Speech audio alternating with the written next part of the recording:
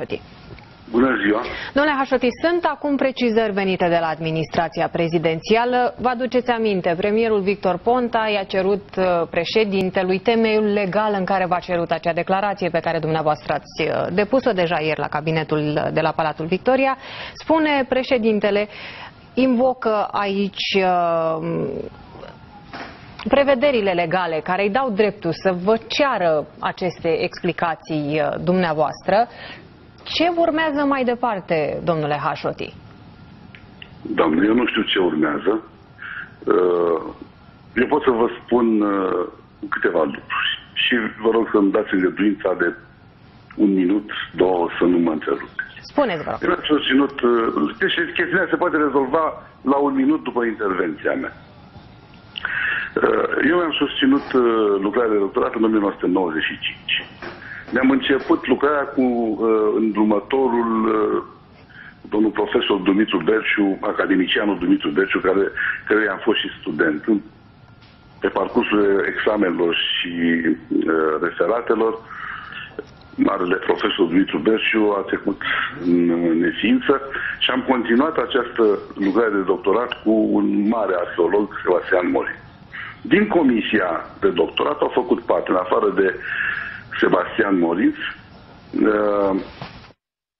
Mihai Rimia, care e cel mai important, cel mai prestigios arheolog din Dobrogea, profesor universitar și directorul Muzeului de Istorie și Arheologie, domnul profesor Petre Roman, directorul la acea vreme al Institutului Român de Tracologie, o personalitate a arheologiei preistorice românești, și în ultimul rând doamna Silvia Marinescu Bâlcu, eleva celui mai mare arheolog după Vasile Pârvan, eleva profesorului Vladimir Dumitrescu, care este o cercetătoare de nivel mondial în ceea ce înseamnă neolitic în Europa.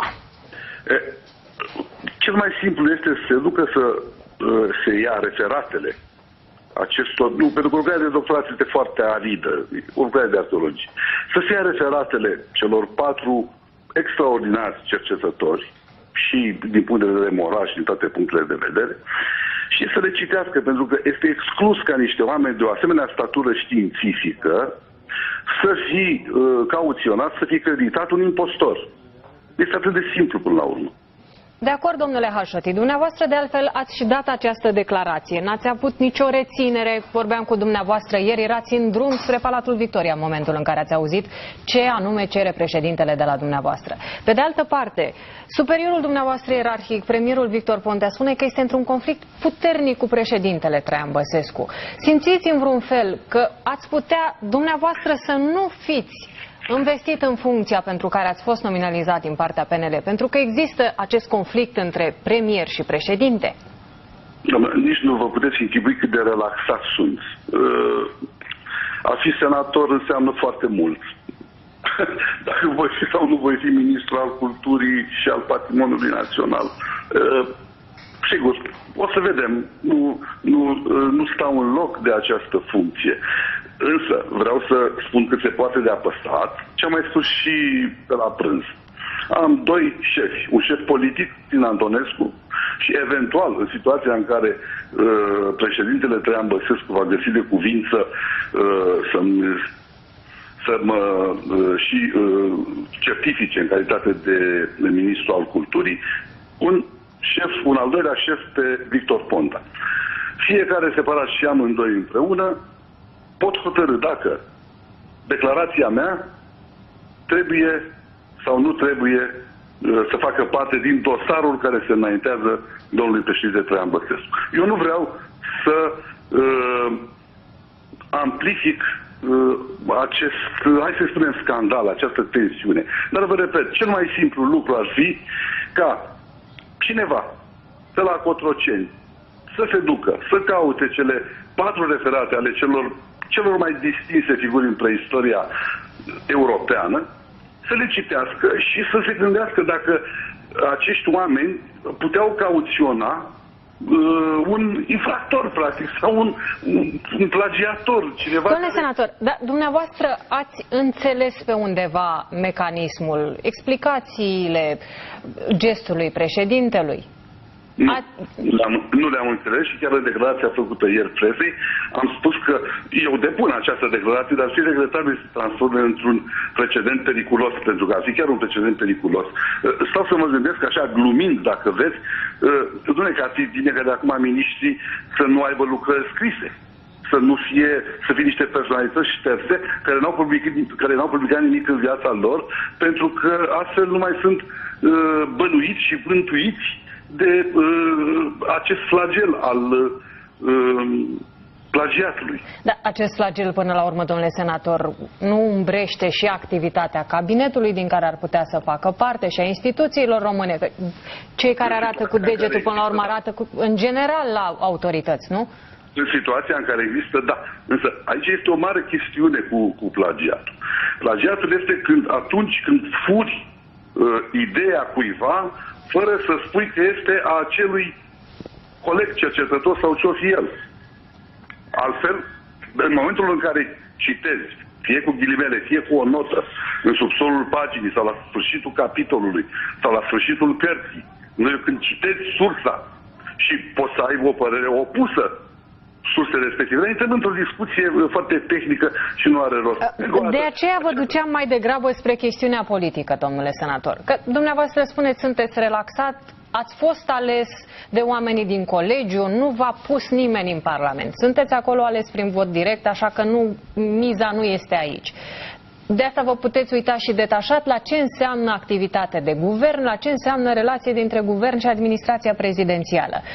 Simțiți că ar trebui să existe între cele două instituții o altfel de colaborare care să nu fie poziție de război, conflict puternic, cum îi zice premierul Victor Ponta? Evident că trebuie să fie alte relații între instituțiile statului, între guvern și președinte. Trebuie să vedem însă cine este generatorul acestor tensiuni. Și nu vreau să mă pronunț încă o dată. Eu fiind în mijlocul acestui sau obiectul acestui conflict, acestei tensiuni, eu nu doresc să mă pronunț. Eu spun doar că, evident, că trebuie să existe o altă atmosferă politică în România, dar în același timp trebuie să vedem și cine o generează. Dumneavoastră vă simțiți obiectul acestei tensiuni în momentul de față? Credeți că de la dumneavoastră a plecat? Păi, de vreme ce dumneavoastră vorbiți cu mine cum nu aș fi. Sunt obiectul acestei dispute, nu? Pe care eu o vreau încheiată cât mai repede și v-am arătat și care este soluția. Vă mulțumim, domnule Hașoti. Ministrul desemnat pentru cultură, Puiu Hașoti, a stat de vorbă cu noi în contextul unor precizări venite din partea administrației prezidențiale. Spune președintele Traian Băsescu într-un comunicat care ar fi temeiul legal în care i-a cerut ministrului desemnat pentru cultură acea declarație pe propria răspundere că nu și-a copiat lucrarea de doctorat. Și asta după ce premierul Victor Ponta spusese că va trimite această declarație pe care Puiu Hașoti a depus-o la Palatul Victoria dacă președintele indică și temeiul legal pentru asta. Pe de altă parte, premierul Victor Ponta a declarat ceva mai devreme pentru Bloomberg că în momentul de față e într-un conflict politic puternic cu președintele Traian Băsescu, pentru că provin din partide diferite, dar, spune Victor Ponta, există și un conflict personal, pentru că toate armele sunt pe masă pentru luptă, a declarat Victor Ponta pentru Bloomberg. Această cerere a președintelui Traian Băsescu în legătură cu plagiatul vine după ce și premierul a fost acuzat de revista Nature că ar fi copiat lucrarea sa de doctorat din 1999. Premierul Victor Ponta a anunțat că a cerut comisiei care se ocupă de la Universitatea București, care se ocupă de verificarea doctoratelor, în mod oficial să verifice în ce măsură este susținută această declarație, această acuzație de plagiat.